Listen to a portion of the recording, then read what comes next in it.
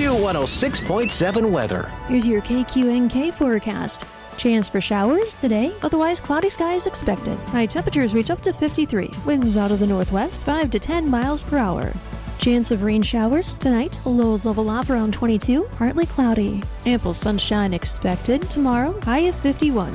Dry with temps a bit above average Sunday and Monday, and highs from the mid-60s to the low 70s. From the Weatherology Weather Center, I'm staff meteorologist Laura Lockwood. Right now, it's 28 degrees. This Kansas Information Network update is brought to you by Eaton Roofing and Exteriors. I'm Britton Rucker, and here are today's top headlines from 12 News. Senator Roger Marshall says China's agreement to resume buying American soybeans could be good news for Kansas farmers. He says the deal could generate $1 billion for Kansas soybean farmers and an extra $1 billion in sorghum sales. The Reno County Health Department says it's seen an increase in hand, foot, and mouth cases. They say to prevent the spread, you should wash your hands and disinfect shared items. And the cold weather rule goes into effect tomorrow. During the winter months, Kansas utility companies cannot disconnect your service for past due bills. They are also required to offer 12-month payment plans. You must contact your utility company to make those arrangements. And in Wichita, Britton Rucker, 12 News. You're listening to the Kansas Information Network. Tough, reliable, and ready to work. You were born that way. Kubota is built that way.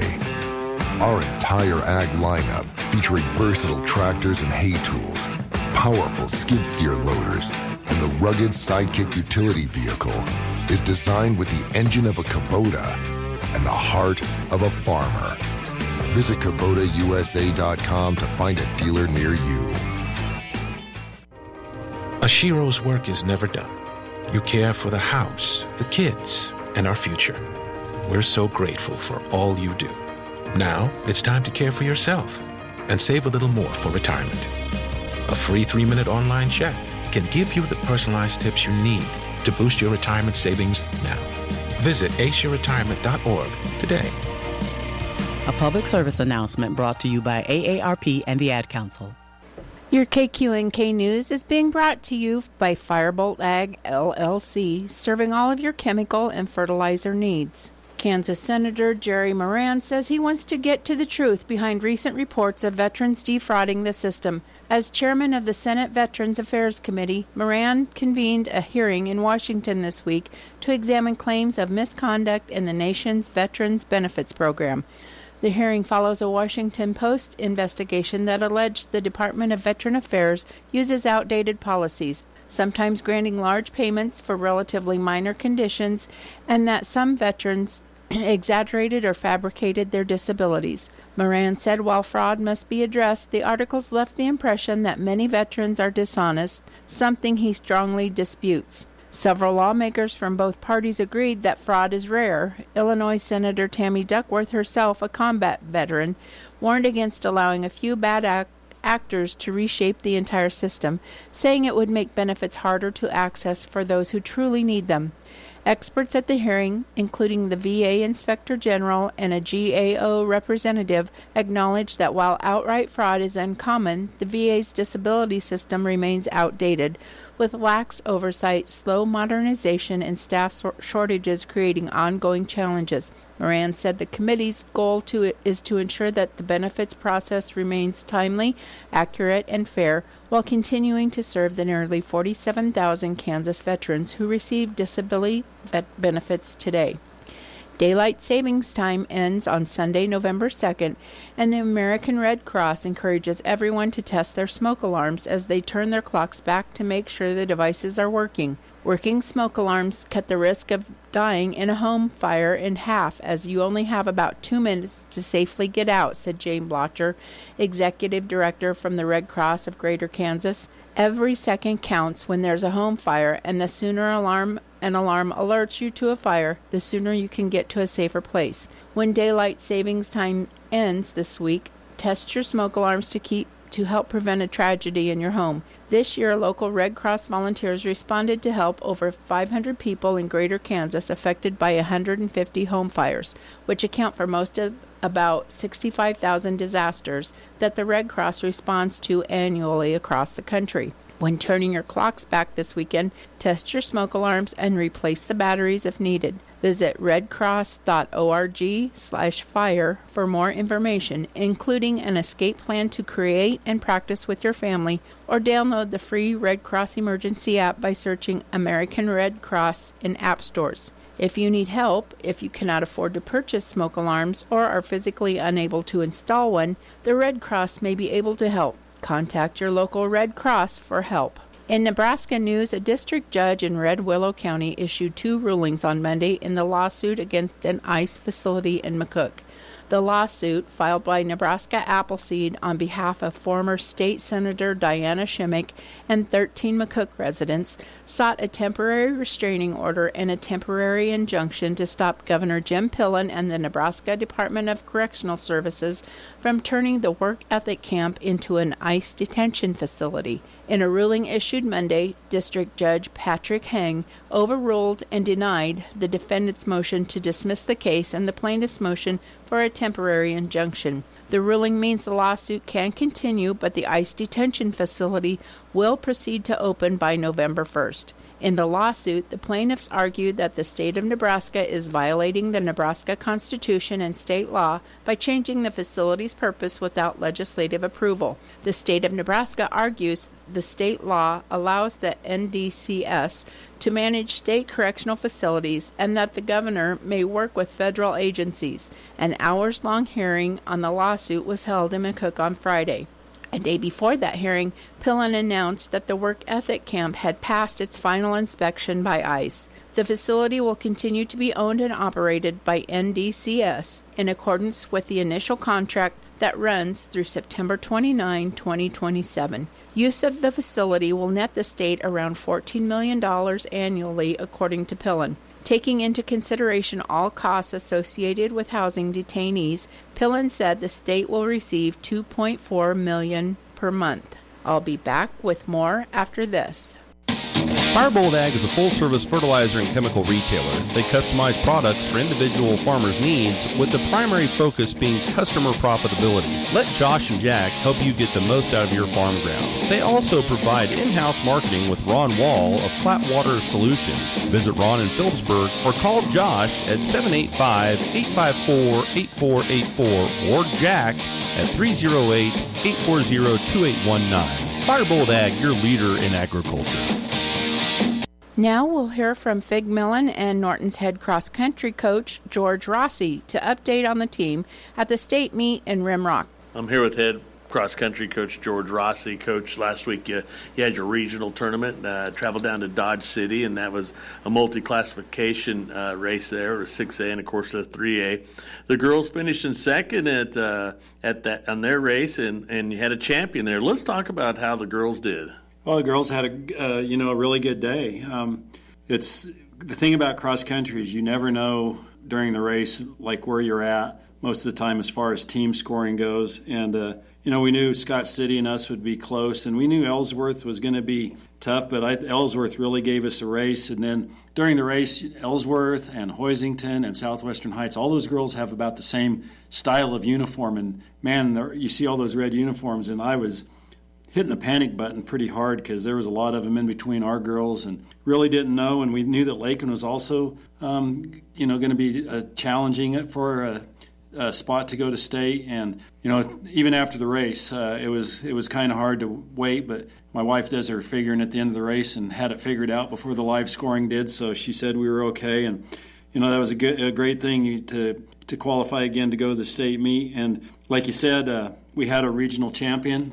This is the first time that Norton's ever had a regional champion on the girls' side. Emma Collins just ran a fantastic race, ran a 1954, and we're super happy for her.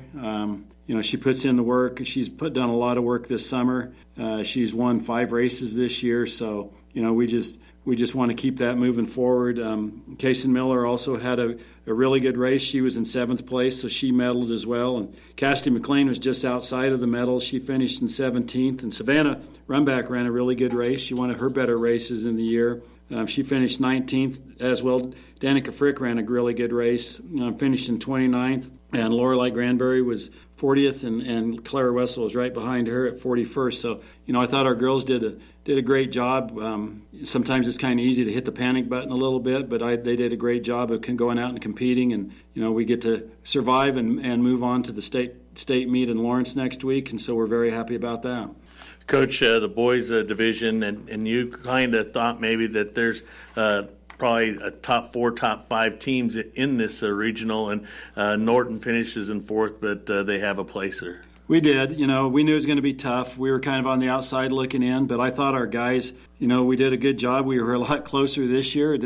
It's a little consolation when you finish in that 4th spot. It's a gut punch, and it's always bittersweet because we knew the girls were going. We knew the boys really thought we had a good shot if we had a really good race and had some help, and that just didn't transpire for us. But all these guys worked their tail end off, and a great example of that is Aston Katz, who finished in 7th place. He was in 2nd and 3rd the entire race, and he gets about 70 meters or so from the finish line, and he told me his legs just quit working, and he went down and he got up, and he went down and he got up and he went down, and if anybody knows Aston, they know that he's not a kid that is ever going to give up or never going to quit. And I'll tell you, he fought with every fiber in that kid's body to get to the finish line, and he did. He knew what he had to do, and he crawled over the finish line and collapsed, but he earned a trip to state, and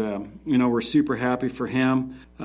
Derek Clydesdale, we were really hoping he would maybe get to sneak in, and he was close. He finished in 19th and ran his second fastest time that he ever had ran. And Kaysen Bailey and Elvis Green also finished, in a group of kids. They were in 24th and 29th. Max Carter was 35th. Jace Bailey was 45th, and Brogan McLean was 47th. And it's like I said, it's bittersweet. You have one team go, and then you have the other team not quite make it, but. I'm really proud of our boys' effort all year long. They don't have anything to be ashamed of. They worked hard. I think, we were kind of bitten with the injury bug for a while, and that hurt. Max and Jace just never really got into top form, and that's not good. That sucks for them, but they gave everything that they had on Saturday. So it's like I said, it's tough, but super proud of their efforts, and it was a great honor to coach those boys this year. Coach, now it's from one end of the state to the other as you travel to Rimrock and Lawrence, Kansas. Of course, that you have ran in the past, and of course in the state meets, but weather-wise, it's always kind of cool or maybe even rainy there too. But what do you expect on the course on Saturday in Rimrock? Well, I think it's going to be cool. It's the 1st of November. That's okay. We'd much rather run in the cool weather than hot weather. Aston's going to be the first race at 10 o'clock in the morning. I mean, it's going to be pretty chilly when he runs. The girls won't run until 11:45. We ran at Rimrock. On the girls' side, everybody's ran at Rimrock except Clara. So we have experience there. They've ran at the state meet again, and I think our girls, it's the 3A girls is kind of wide open. There's a couple teams I think that are a little bit better than everybody else. Hesston's the defending state champion. However, they got beat at regionals by Wichita Trinity, who's also a very good team. But watching film or watching videos of that regional as they're running through knee-high water and sliding down hills covered in mud, and kids couldn't even get up the hills. Just because Wichita Trinity beat them, I think that doesn't mean anything that Hesston's not as good or better than they are. And then after that, I think you can almost name teams from like 1st to or 2nd to 7th, and I kind of see our girls, if we have a good day, we can get right up in there and get in the mix. So that's certainly our goal. We don't go down there just to go down there. We're going down there to try to get a trophy and do our best. So the pressure's not on us either. We're not expected to place in the top 3. The rankings came out this past week, and we're ranked 7th, and that's fine with me. I think it gives us more motivation to go out and run hard. Coach, Friday, the NCHS will be having a send-off. Can you tell us a little bit about Friday's send-off? Yeah, the send-off will be at Stoll Gymnasium at 9:15. Everybody's invited to come to send these kids off. It's We have great support in Norton, and it's always fun. I think some people think we maybe take it for granted, but going to the state meet is not something that just happens. Our kids put in a lot of work to get to go there. It culminates a lot of miles that they've started in the summertime, and I think the recognition that we get from the community is outstanding. We have just wonderful support. I think we had probably more fans down at Dodge City than any team, even the close ones, even some of the cities, Dodge City and Carden City that were there. We had a huge number of fans. We had a lot of high school students down there, which is awesome. They were going crazy. We love it, and hopefully that transfers to the send-off and then to Lawrence on Saturday. Well, Coach, we're going to wish you best of luck at the 3A championships in Lawrence. Again, that's going to be 10 o'clock for the boys and then at 11:45 for the girls. And, of course, then Friday the send-off at 9 o'clock at Stoll Gymnasium. Reporting for KQNK, I'm Fig Millen.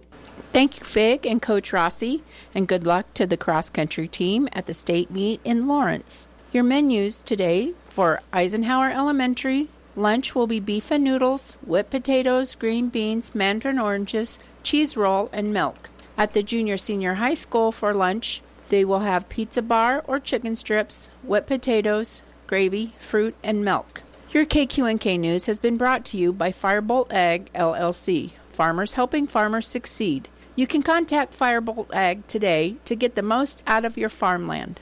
Your weather is being brought to you by Hinkle Termite and Pest Control, your Norton expert for all your pest control needs. Today, there's a chance of sprinkles after 1 p.m., increasing clouds with a high near 53. The wind will be out of the north at 5 to 10 miles per hour. This evening, mostly cloudy, then gradually becoming clear with a low around 22 and the north wind around 5 miles per hour. Saturday, sunny with a high near 51 and a northwest wind around 5 miles per hour. Tomorrow evening, mostly clear with a low around 28 and the wind out of the southeast around 5 miles per hour.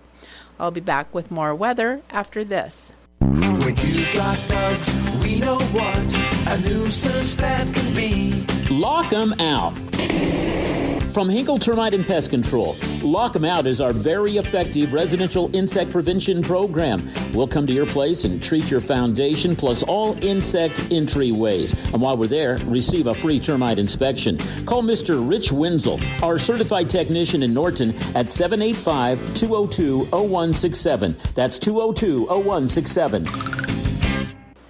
Continuing on Sunday, it will be sunny with a high near 71 and winds out of the south at 5 to 10 miles per hour. Monday should be sunny with a high near 62. Tuesday, sunny with a high near 70. Wednesday, sunny with a high near 68. Thursday, mostly sunny with a high near 68. Currently in Norton, it's overcast, 28 degrees out. The humidity's at 93% with a wind speed out of the southwest at 7 miles per hour. The barometric pressure is at 30.11.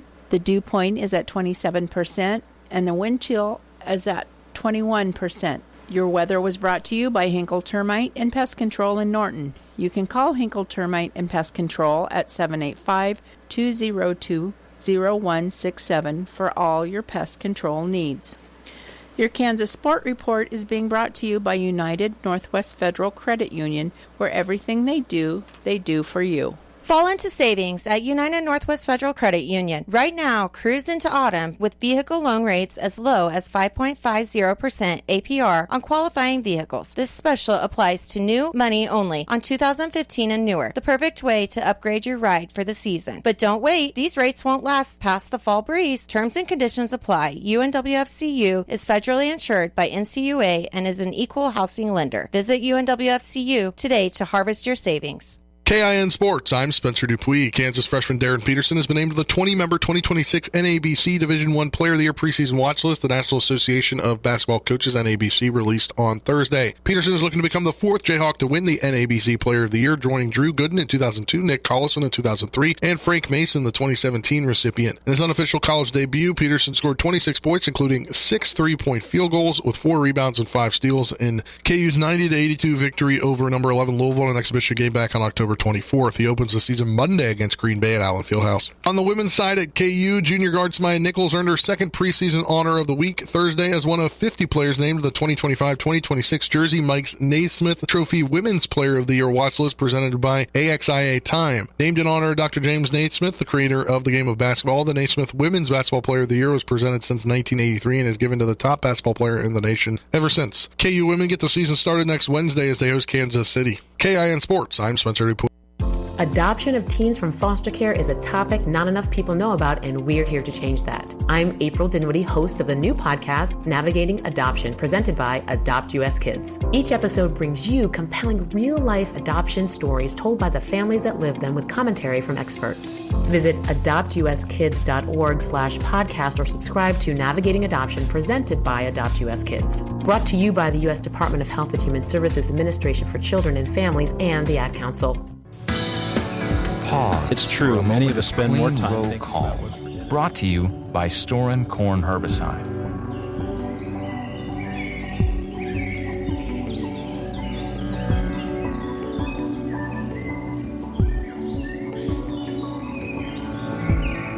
Preserve this moment of weed-free serenity at storeandwon'tquit.com or see your Syngenta retailer today. Always read and follow label instructions.